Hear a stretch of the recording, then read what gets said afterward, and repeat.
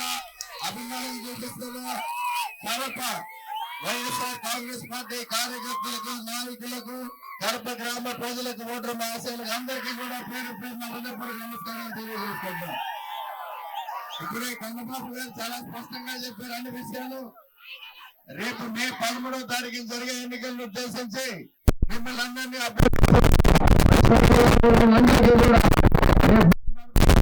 ఎన్నికల్లో ఇంకా 4 రోజుల సమయం ఉంది.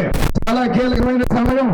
ప్రతి ఒక్కరు కూడా ఒక సైనిక మాదిరిగా పనిచేసి ముఖ్యంగా కాకినాడ రూరల్ నియోజకవర్గంలో వైఎస్ఆర్ కాంగ్రెస్ పార్టీ అభ్యర్థిగా మన ప్రియతమ నాయకులు కురసాల కన్నబాబు గారిని అలాగే కాకినాడ పార్లమెంట్ అభ్యర్థిగా నన్ను గెలిపించాలని చెప్పి కూడా వారి గెలిపించాలని చెప్పి కూడా మేము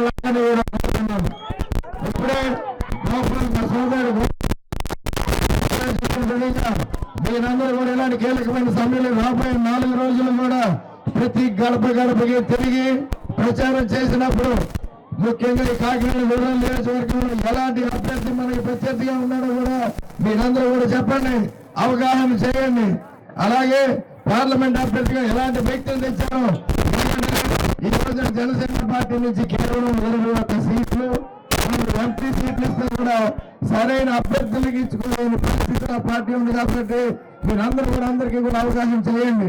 ఎందుకంటే ఆ పార్టీకి ఎలక్షన్ తర్వాత భవిష్యత్తు లేని పార్టీలో ఏ మాదిరిగా యువతందరూ ఉన్నారో కూడా మీరందరికీ కూడా అవగాహన చేయండి.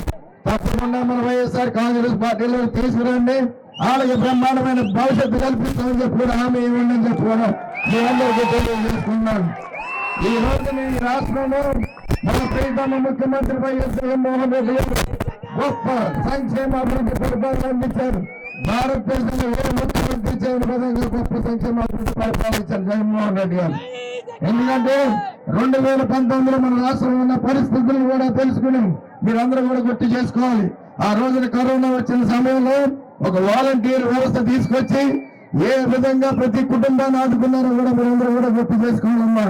ఎందుకంటే భారతదేశంలోనే కాదు ప్రపంచంలో ఎక్కడ ఆ మాదిరిగా ఎక్కడ సర్వీస్ అందించలేదు. అదే కాకుండా గడిచిన తర్వాత 3 సంవత్సరాల్లో కూడా 2,75,000 కోట్లతో సంక్షేమ కార్యక్రమాలు ఏ మాత్రం అవినీతికి తావి లేకుండా ప్రతి పేద కుటుంబానికి అందించడం అందరూ కూడా గుర్తు చేసుకోండి. ఈ రోజు అలాంటి ముఖ్యమంత్రిని ఆదర్శంగా తీసుకుని నేను పుట్టి పెరిగిన ఈ కాకినాడ ప్రాంతంలో నేను కూడా ఆలోచనలు చేసి ఎప్పటి నుంచో చేస్తున్న ఆలోచనలతో రేపు ఎన్నికలను ఉద్దేశించి 4 అంశాలతో నేను కూడా ఒక మేనిఫెస్టోని చేయడం జరిగిందని చెప్పుకున్నాను. ఈ మేనిఫెస్టోలో 4 అంశాలను కూడా మీ అందరి ముందు ప్రమాణం చేసి చెప్తున్నాను. తప్పకుండా రాబోయే 5 ఏళ్లలో కూడా ఇవన్నీ కూడా అమలు పరుస్తామని చెప్పి కూడా మీ అందరికీ తెలియజేసుకుంటున్నాను.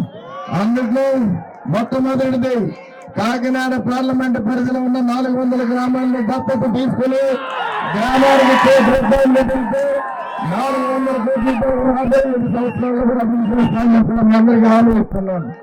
అలాగే ఈ కాకినాడ పార్లమెంట్ పరిధిలో ఎంతో మంది యువకులు రకరకాల చదువులు చదువుకుని ఉద్యోగ అవకాశాల కోసం కష్టపడుతున్నామని నన్ను కూడా మేము మా దృష్టికి వచ్చింది.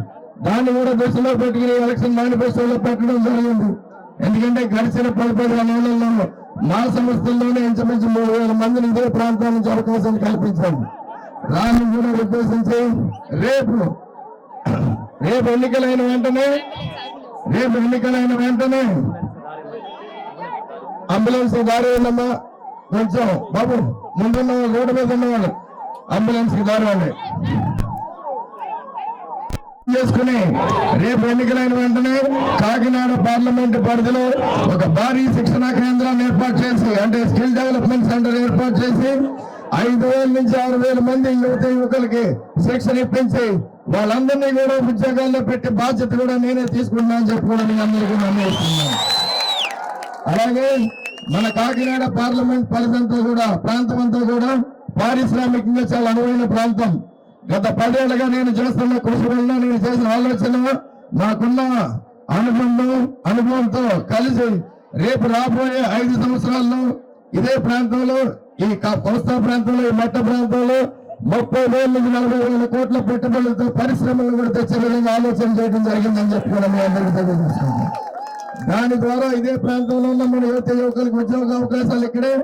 అలాగే ఈ పరిశ్రమల ద్వారా సిఎస్ఆర్ ఫండ్స్ ద్వారా మన గ్రామాన్ని మన పట్టణాలను కూడా అభివృద్ధి చేసుకోవచ్చు అని చెప్పి మీ అందరికీ తెలియజేసుకుంటున్నాను. అలాగే మన 4వ అంశం, ఇక్కడ ఎంతో మంది తెలివైన యువతీ యువకులు గత 5-6 ఏళ్ళుగా కూడా చాలా మంది నా దగ్గరికి వచ్చి వాళ్ళకున్న తెలివితేటలతో చిన్న చిన్న బిజినెస్ ఐడియాలతో సహాయ సహకారాలు చేయమని ఎప్పటి నుంచో కోరుతూ ఉన్నవాళ్ళు. అవన్నీ కూడా దృష్టిలో పెట్టుకుని రాబోయే రోజుల్లో కాకినాడ కేంద్రంగా కాకినాడ పార్లమెంటు పరిధిలో ఉన్న యువతీ యువకులను ఉద్దేశించి ఒక స్టార్ట్అప్ ఫండ్, ఒక ఇంక్యుబేషన్ సెంటర్ అంటే ఒక 100 కోట్లతో నిధులు ఏర్పాటు చేసి దాన్ని ఇక్కడున్న తెలివైన యువతీ యువకుల ఐడియాల్లో సహాయ సహకారాలు అందించి పెట్టుబడులు పెట్టి రాబోయే 5 సంవత్సరాల్లో మన పిల్లల చేత ఇదే ప్రాంతంలో చిన్న తరహా మధ్య తరహా పరిశ్రమలు స్థాపించే విధంగా కూడా ఆలోచన చేయడం జరిగింది. వాళ్ళ ద్వారా కూడా ఉద్యోగ అవకాశాలు కల్పించి ప్రాంతం అంతా కూడా అభివృద్ధి చేసుకోవచ్చు అని చెప్పుకున్నా మీ అందరికీ తెలియజేసుకుంటున్నాను. నాకు తెలిసి భారతదేశంలో ఏ ఎంపీ అభ్యర్థి ఈ మాదిరి ఆలోచన చేసి ఇలాంటి మేనిఫెస్టో ఎప్పుడూ పెట్టలేదు. తప్పకుండా రాబోయే 5 సంవత్సరాల్లో ఇది అమలు పరిచిన తర్వాత భారతదేశంలో కాకినాడ పార్లమెంట్ అంటే ఒక ఆదర్శవంతమైన పార్లమెంట్ నియోజకవర్గంగా ఉండే విధంగా ఆలోచన చేయడం జరిగిందని చెప్పి కూడా మీ అందరూ తెలియజేసుకుంటున్నాను. ఇదంతా అవగాహన చేసుకోండి. రేపు మే 13వ తారీఖున ఇక్కడ పోటీ చేస్తున్న మీ ఇద్దరు అభ్యర్థులు కూడా పూర్తిగా వాళ్ళ బ్యాక్గ్రౌండ్, క్రెడెన్షియల్స్, వాళ్ళ ఆలోచనలు కూడా, అలాగే ముఖ్యంగా కన్నబాబు గారు ఏ విధమైన ట్రాక్ రికార్డు ఉందో కూడా మీ అందరికీ తెలుసు. ఇవన్నీ కూడా ఆలోచన చేయండి. మీరు ప్రచారంలో అందరూ ఆలోచన చేసే విధంగా చేయండి. కానీ మాకు ప్రత్యర్థులుగా పోటీ చేసిన 2 వ్యక్తులు, 3 వ్యక్తులు కూడా 10th క్లాస్ ఇంటర్మీడియట్ దాటిన పరిస్థితులు లేవు. 10th క్లాస్ ఇంటర్మీడియట్ చదవడం తప్పలేదు, కానీ ఇంటర్మీడియట్ చదివి ఇంజనీరింగ్ చదివాను, సాఫ్ట్వేర్ ఉద్యోగాలు చేశాను అని కొన్ని అసత్య ప్రచారాలు చేసుకుంటాం. అలాగే 2 లక్షల పుస్తకాలు చదివానని కబుర్లు చెప్పుకుంటూ ఇవన్నీ కూడా చాలా కామెడీగా, ఇవన్నీ కూడా ఆలోచించాలి. ఇది కామెడీగా తీసుకునే పరిస్థితి కాదు. ఎందుకంటే ఇలాంటి వ్యక్తులు ఈ సమాజంలో ఏ విధమైన పరిపాలన అందించగలరు, ఏ విధంగా నడపగలరు కూడా మీరు ఆలోచన చేయండి. తప్పకుండా రేపు ఎన్నికల్లో వైఎస్ఆర్ కాంగ్రెస్ పార్టీ అభ్యర్థులుగా కురసాల కన్నబాబు గారికి నాకు బ్రహ్మాండమైన మెజారిటీ ఇచ్చి గెలిపిస్తారని చెప్పుకొని మిమ్మల్ని అందరినీ కోరుకుంటూ, మా ఈవీఎం లో మొట్టమొదటి తెల్ల ఈవీఎం ఉంటుంది, వైట్ కలర్. దాంట్లో నాది ఫ్యాన్ గుర్తు 2వ నెంబర్లో ఉంటుంది. కన్నబాబు గారిది పింక్ ఈవీఎం, 2వ ఎమ్మెల్యే అభ్యర్థి ఈవీఎం దాంట్లో నెంబర్ 1 లో ఉంటుంది. మీరు 2 చోట్ల ఫ్యాన్ గుర్తుగా ఓటేసి గెలిపిస్తాను కూడా అభ్యర్థిస్తూ సెలవు తీసుకుంటున్నాను. జై జగన్, జై జగన్. అందరికీ కూడా ముఖ్యంగా చెప్పుకోవాల్సింది, నా మొదటి ప్రస్థానం రాజకీయ ప్రస్థానంలో మీరందరూ కూడా ఇదే మాదిరిగా గొప్ప మద్దతు పలికారు. అదే రకంగా ఈ రోజు కూడా అదే రకంగా గొప్ప మద్దతు మీరు చూపించిన ఆదరణతో తప్పకుండా ఈసారి విజయం సాధిస్తామని చెప్పి కూడా తెలియజేస్తుంది.